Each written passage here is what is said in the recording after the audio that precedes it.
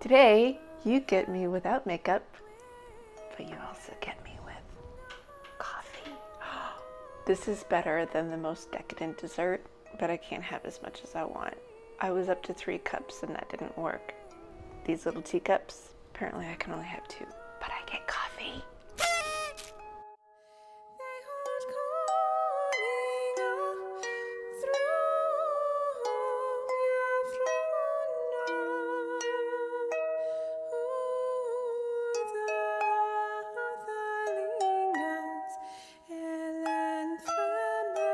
Hi there!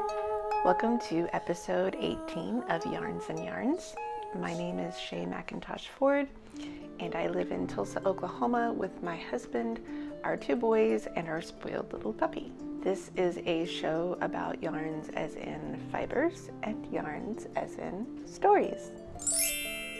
If you are a new viewer, welcome. I'm going to give you a big hug.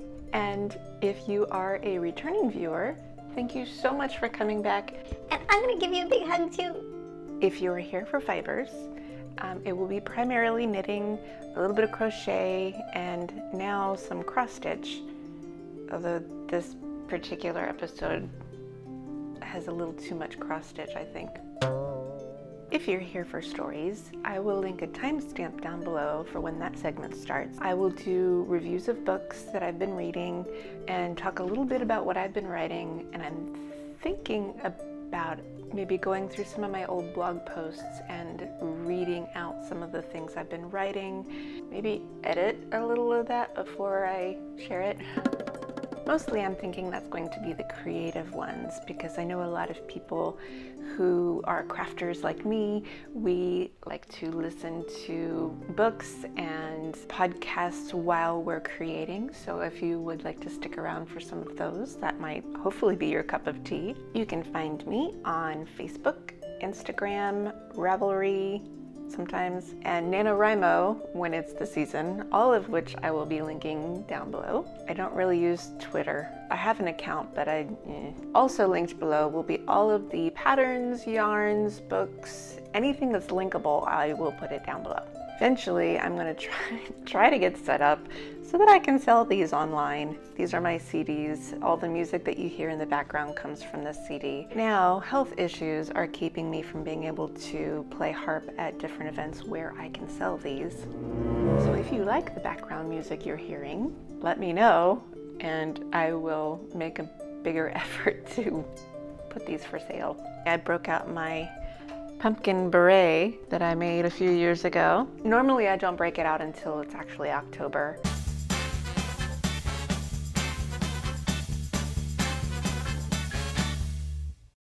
It's pumpkin spice season, right? And I can have my coffee, but I can't have pumpkin spice. I can't have any spice. No matter what kind of spice it is, my body doesn't like spice at all. All I can have is salt. I figured, you know what? I'm gonna break it out anyway. This is my pumpkin spice. Let's move along with the FOs. Summer sock camp ended. I had hoped to make 12 pair of socks, 1 pair of socks a week, because I'd proved to myself that I could make a pair of socks in 4 days. My body said no, which I explained in the last episode. It was a big deal. So I only made 7, but that was 7 pair of socks that I didn't have before. This was the last pair that I had been working on for summer sock camp. I think the last pair that I had made. So I got these in just before it ended, and I love them. This is Andy's Socks wool. This is my 2nd pair of these, and I'm so excited to share them with you because now I can wear them. They're very comfortable because they are so soft. This is the label, Andy's Socks. So it's 55% superwash merino wool, 20% alpaca, which is why they are so soft, and then the 25% nylon for the strength. The colorway is Jewel Mix. And for the heels and the toes, show you seeing a better view of them. For the heels and the toes, I used Lion Brand Sockies, and this is a 75-25 base. It also says that it's finished with aloe vera. Honestly, I don't know what that means. I'm guessing that's supposed to make them softer, but this is not quite as soft as the alpaca. I mean, that's not bad. I chose it for the colorway. This is grape soda. I just think it went really well with the jewel mix. The pattern I used was the Crazy Sock Ladies Vanilla Socks on DPNs. It has the heel flap and gusset, which I have grown to love.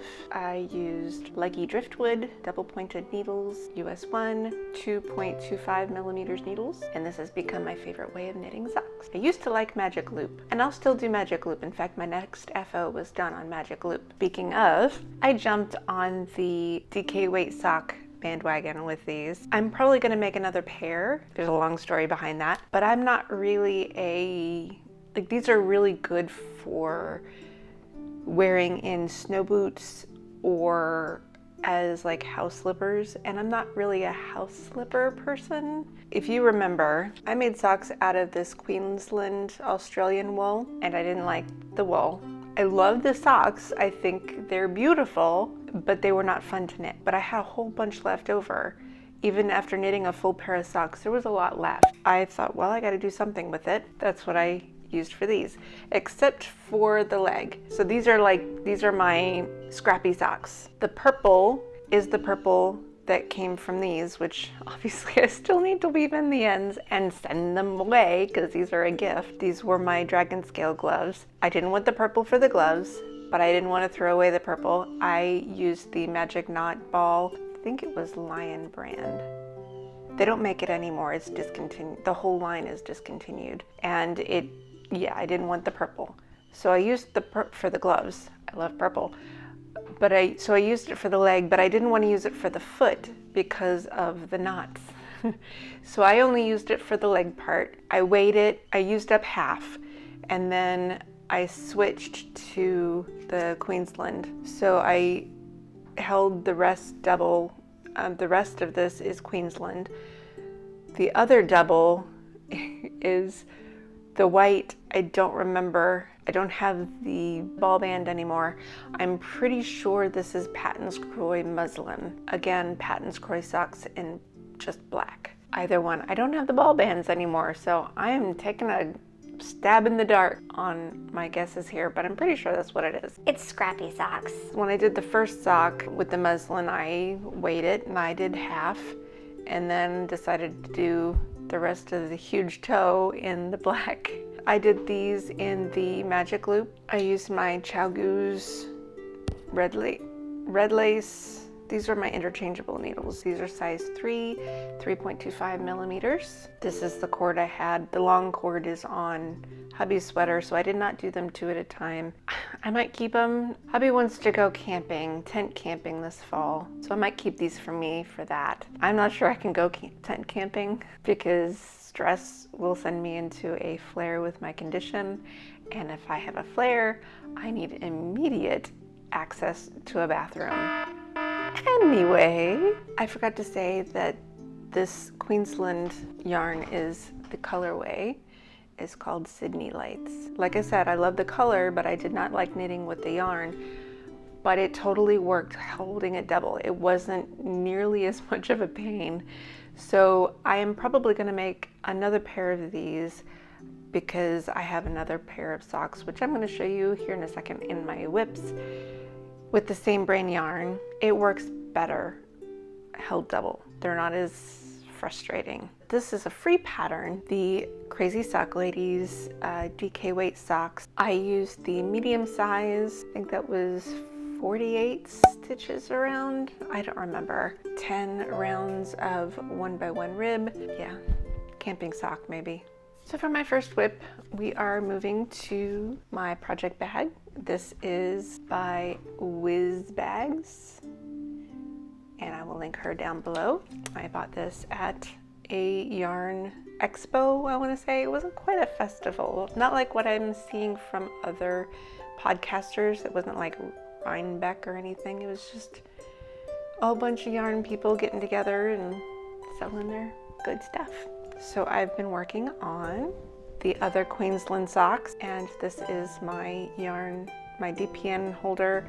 This is by Magpie Wishes, which I will also link below. Love my purple. This is how much I've got on my second sock yarn that I don't really like. This is the first sock. It is a beautiful yarn. Unfortunately, I'm getting gaps as much as I try to close them up. It's just a thin wool. I'm sorry, it's just not a very good sock wool. It makes a pretty sock. So that's how much I've got. I'm almost ready to start the heel. I think I got like maybe one more round to start the heel. I put a stitch marker for every 10 rounds so that I can make sure that the socks are the same size. Down here, this is where I hold them. Once I finish the cuff, I just pop them on there. I have my one odd color to mark where my heel goes. Every 10 rounds, I just move them from the cuff to the actual sock. This is the Crazy Sock Ladies vanilla socks on DPN. I'm gonna have the heel flap and gusset. I didn't say this for the other socks, but it's the same. It's 64 stitches, so it's the medium size, 20 rounds, 1 by 1 rib for the cuff. And here, I'm gonna show you too, the stitch definition. This is another reason why I'm not a fan of this yarn. The stitch definition is, it doesn't matter what I do, it's off. When I go to knit the cuff, I have to use my row counter because it's hard to see when you do the ribbing, especially the 1 by 1 ribbing. Maybe if I used a 2 by 2 ribbing with this yarn, it would be easier to see. But I don't know, because even in the stockinette stitch, the stitch definition just comes out all wonky. There are a few rows that are hard to count. That stitch definition is just off. But I'm gonna finish it. It'll still be a comfortable sock. I've worn the other ones and it is, it's still comfortable, but sorry, I'm just not gonna buy this yarn anymore. It might work for someone else, but just not for me. I've also gotten a little bit more done on Hubbys Sweater, where my stitch marker was, my little teacup here, teacup and saucer. So this is in honor of being able to drink coffee again, right? But that's how much I got done. I didn't work on it as much as I should, but I started working on it again because summer sock camp is over. I just need to get this done. But he tried it on and so far it fits. Keep on chugging away at the body. This is a brioche pattern. This is my second brioche project, and I talked about that before summer when I started this thing. This was a anniversary cast on when we celebrated our 18th anniversary. I think that's right.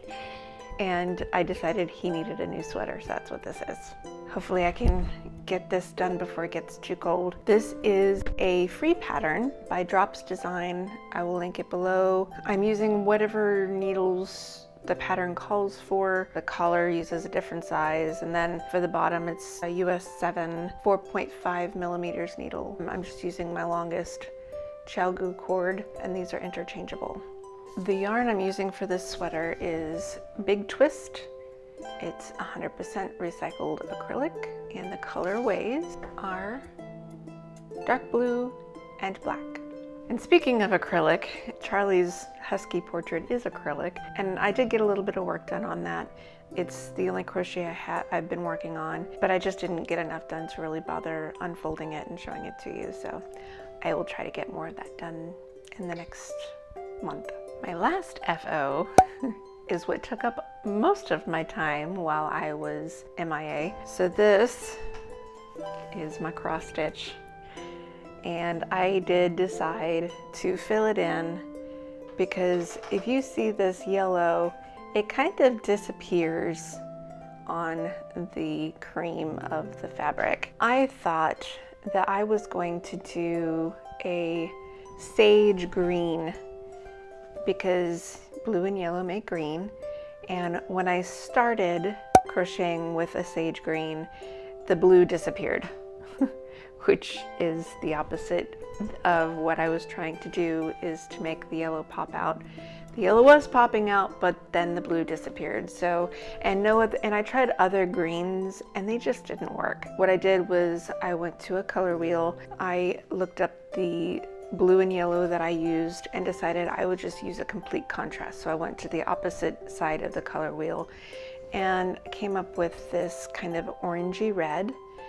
And at first, I really wasn't sure about it because I really had my heart set on that sage green. The longer I worked with it, the more I liked it because it makes me think of cloudless autumn mornings, color changing leaves, and the blue sky and the sunshine. I love autumn. That's my absolute favorite season. So I am liking the way it's coming out. I'm not sure yet if I'm going to do the middle part in red. I'm definitely going to, you know, fill in all the rest of it. And what I like the most is that this part finally pops out because, you know, you can kind of tell it's there because it follows the knotwork in the yellow follows the knotwork in the blue, but then this part is different, and I bet the last time I showed this off you didn't even notice it, but you do notice it now because of the contrast with the orangey red. Last time you saw it, I did this yellow square and all of the rest of this under here in the blue and yellow, and then of course all of the red.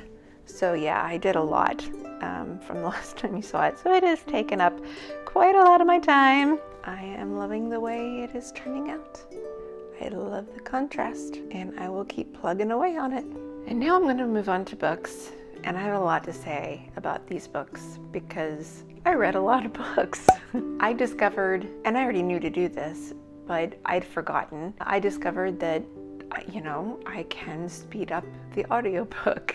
So I got a lot of reading done. Of course, I finished All the Light We Cannot See by Anthony Doerr. This was first published in 2014, and it is a historical fiction war novel about the Second World War. At first, it seems like it's two stories in one. So you're following the story of Marie Laure, who is a blind French girl just before the German occupation of France, and she lives in Paris with her father, who is a celebrated locksmith. And then you have this other story of Werner Pfennig, who is a little boy who grows up in Germany, just, you know, pre-Nazi, leading up to the Nazi time. He is a very gifted boy in the area of science, specifically radios, which ends up being very advantageous to him during the Nazi regime. His ability to understand how radios work, it helps him to escape the threat of being sent to the mines, which is for most German boys pretty much a death sentence. So the one thing that I loved about this story is the themes. So Marie Laure's father making her, he makes her these puzzle boxes so he gives them to her on her birthday. At first, you know, in the beginning of the story when she's young, she still has some sight, but it's going. And even when she's blind, every birthday, she gets these puzzle boxes and she knows how to open them. She figures it out. You know, even though her father's this famed locksmith, other people struggle with these puzzle boxes, but she figures it out on her own. Her blindness is not a hindrance. That theme of puzzle boxes kind of encompasses this whole story itself for the reader. You're given this seemingly separate stories of this little girl and this little boy, and you know they kind of go together, and it becomes this puzzle that reveals itself in the telling. So that theme of puzzle boxes kind of encompasses the whole story at the same time, and I love puzzles, so this was a really fun read for me. And then you also have this kiss of mythology. The other aspect here is this jewel that encompasses part of the story. The Nazi army wants this jewel. It's like worth millions. It has this mythology around it, so whoever owns the jewel has immortality, but at the same time it has a curse where it gives you immortality, but the people around you, the people you love, have these accidents and they die. The puzzle box plays into this whole mythology with this stone. It's hard to boil down the story into this little summary, and I don't want to give anything away because I don't want to solve the puzzle for you because it's so much fun to solve it. I loved it. I highly recommend this one. I struggled with the ending, not to give anything away. It wasn't the ending that I wanted, but it was an expected ending. And that's as far as I'm gonna go. It was good. Read it. So the next book I finished was Captain Blood by Raphael Sabatini, which was first published in 1922. This was an adventure story. It's also technically historical fiction, although being published in 1922, that's historical in itself, but the whole book is set in the 1600s. So from the 1922 perspective, it's still considered historical fiction, but it is definitely an adventure story. And the whole time I read it, I wanted to rewatch The Pirates of the Caribbean. And because this was written in 1922, the language is a little bit archaic for some readers. I loved it. There were parts where I got a little lost, mostly when it goes into the maritime descriptions. There was a lot of telling and not showing, which as a modern reader, we're a little spoiled with that. It might not be for some people, but I enjoyed it and I would still recommend that you read it. It was a lot of fun. I had to stop to eat and then the sun got too intense. So now the sun is gone and I am sorry for the glare on my glasses, but I have to use my ring light. So we're following the story of Dr. Peter Blood, who is an Irish physician. All he wants is a quiet life in Somerset, England. But there's a rebellion in the town. He wants no part of it. He decides to fulfill his Hippocratical oath as a doctor. He tends to some injured rebels. And because of this, he is arrested and sent to Barbados as a slave. Because he's a skilled physician, he earns the loyalty of many of his fellow slaves because he treats all of their maladies. And when the opportunity arises for them to steal a ship, Dr. Blood suddenly becomes Captain Blood. His wit as a pirate makes him one of the most infamous pirates in the Caribbean, or Caribbean, whichever way you want to say that. Captain Blood's wit is really what makes this story so much fun. And I would dare to say that possibly his character is what Captain Jack Sparrow was modeled after. Although Captain Blood did not enjoy being a pirate, he really wanted to live out his quiet life in Somerset. But society and the bad monarchy of the time did not allow him to do that. So he did the next best thing and become a witty pirate. Again, highly enjoyable. And now I'm ready to watch the movie version with Errol Flynn, which is an old classic film. Both the book and the movie came highly recommended by my Aussie friend Lee Mack, and she does much better and much more concise reviews than I do. I will link her below. I highly recommend you check her out. My next two books are the last two in the Percy Jackson and the Olympian series by Rick Riordan. The Battle of the Labyrinth was first published in 2008. This continues the adventure of Half-Blood Percy Jackson, who is the son of Poseidon. He is trying to thwart the plans of the Titan god Kronos, who is trying to overthrow the Olympians. Like the others in this series, this was pure fun. I love the blending of mythology with a modern day adventure. This one made me think of the Jim Henson movie, The Labyrinth, with David Bowie, but it's definitely not the same thing. I think it's just the idea of the labyrinth. But you know I had to break that movie out and rewatch it again. Reading this whole series, of course, also made me remember all of my Greek mythology classes when I was in college. I wish this series had been published then because I might have had an easier time of keeping all the names and traits straight. Traits straight. Did I say that right? The last book is The Last Olympian, first published in 2009. The overarching theme of parental consequences is resolved in a very satisfying and gripping way. This is one of my favorite themes because our choices really aren't solely our own. it reaches out to countless others, whether that's our kids, our grandkids, other family members, our community, the country. Hello, unvaccinated people filling up the ICUs. Okay, I won't go there. But it kind of segues into the next 3 books, which are all nonfiction. And to keep from getting on a soapbox about it, I will just recommend that you read each one, and I'm only going to say a little bit about 1 or 2 things about each one. There's so much I could say, but I'm not going to. But for all 3, the common theme is big business is heartless. The first is America, The Farewell Tour by Chris Hedges. This was first published in 2018. I could have done without the chapter on pornography. You might want to skip that one too. It was a little too intense. But overall, the despair that we feel, whether we're Republican or Democrat, which I'm neither anymore, it all stems from how big business has taken over politicians. Do you remember Fillmore from the Disney Cars movie and his line, and how they have a grip on the government and they're feeding us a bunch of lies, man? And I bet you that line made you giggle too. There's a lot more truth behind it. Power and Greed. The next book is When They Call You a Terrorist, a Black Lives Matter memoir by Patrice Concolors and Asha Bendele. And this was first published in 2018.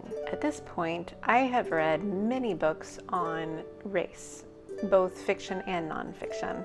This one, again, corroborates the same narrative of how oppressed people are continually oppressed by a white supremacist society. And though it's the same narrative, it absolutely remains a story that must be told if we are to help dismantle white supremacist societies. Power and Greed. The last nonfiction book is Metabolical, The Lure and Lies of Processed Food, Nutrition, and Modern Medicine. This was written by Dr. Robert H. Lustig. It was just published this last May, so it's only about 5 months old. Like reading books on race, I have also read plenty of others on nutrition. Not just nutrition, but the way the big food industry works. Mostly I read these because of my own health woes. This one actually says many things that I've already come across, but it puts other things in a new perspective. Bottom line, big food and big pharma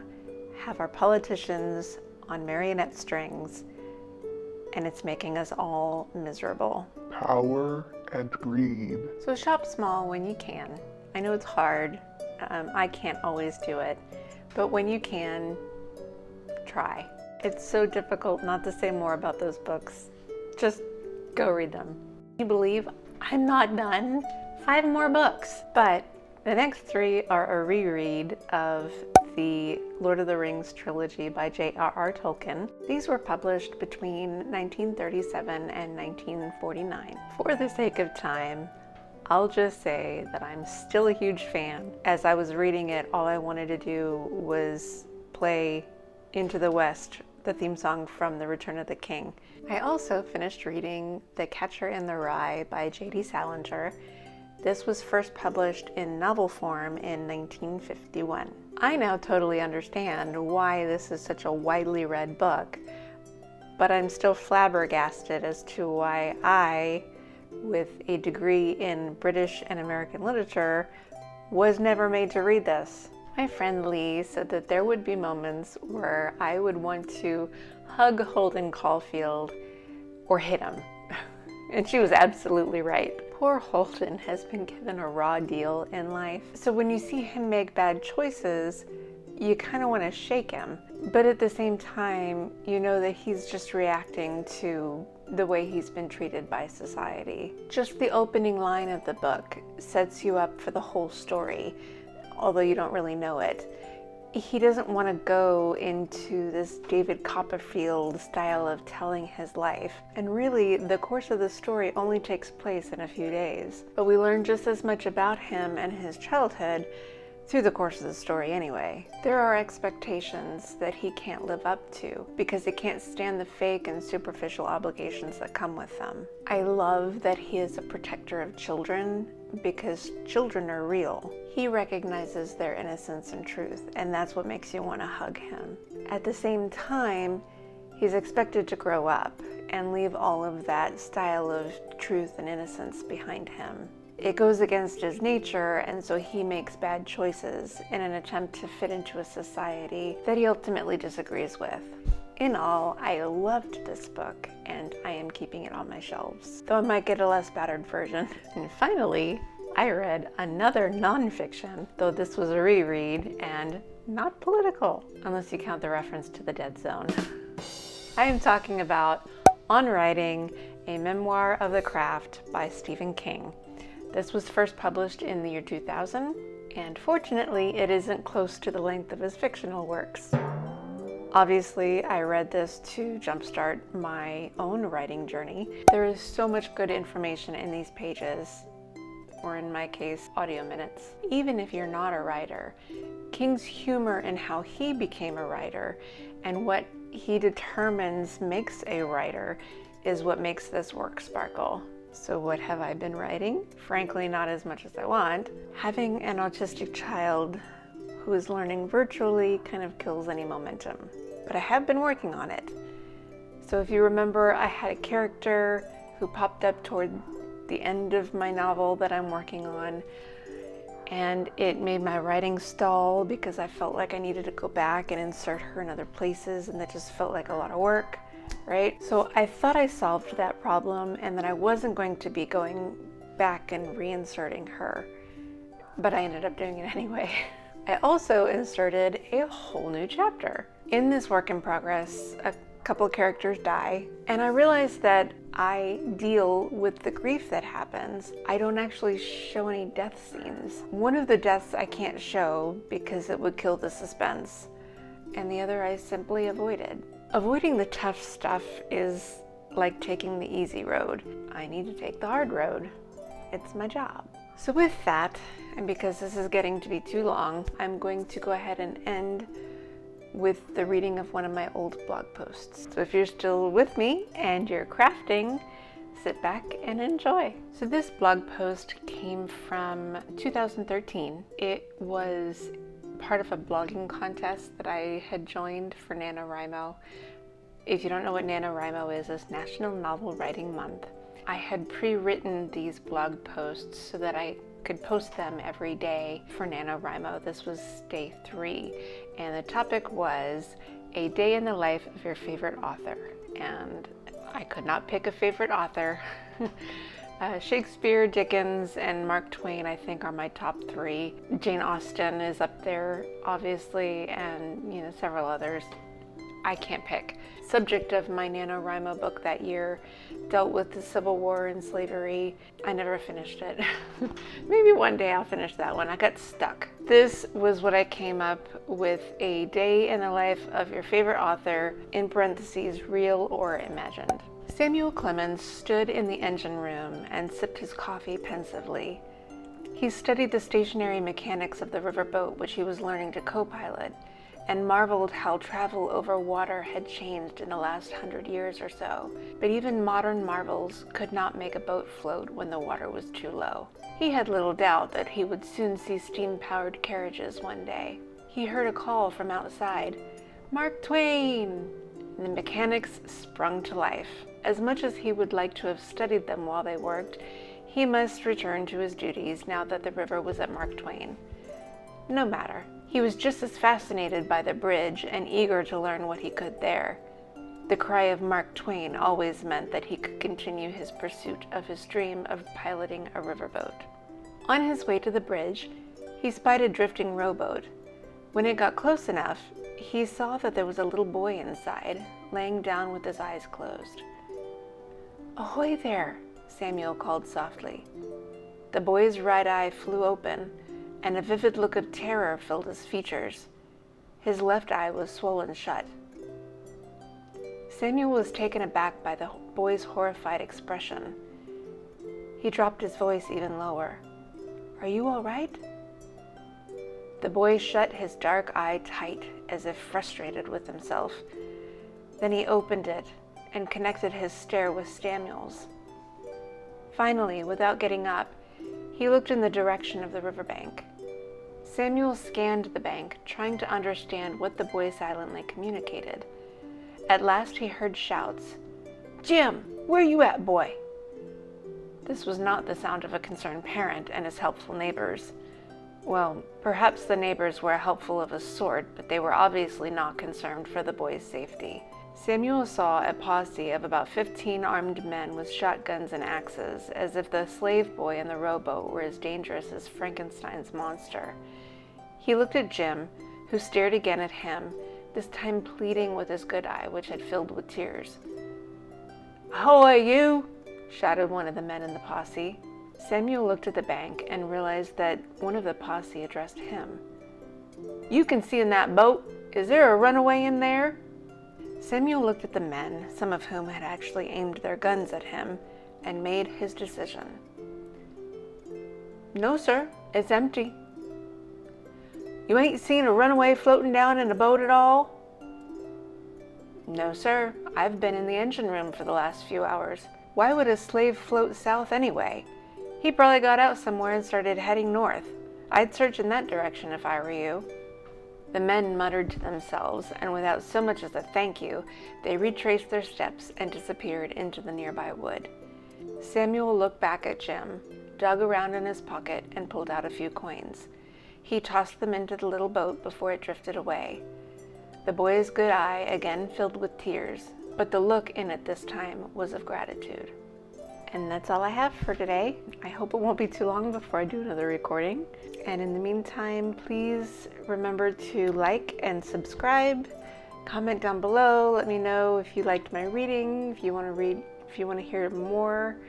I've got a few other fun things to read of my own writing. I hope you get to make all the yarny things and read all the books. I'll see you next time. Bye. Oh, sorry if that was too close to the mic. Maybe edit a little of that. Maybe edit a little of that before I write it.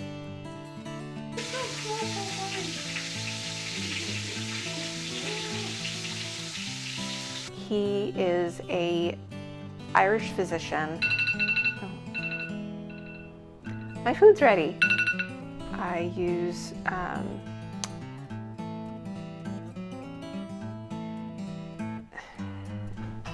words.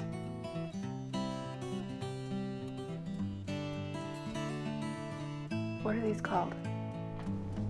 Stitch markers. That's what they're called.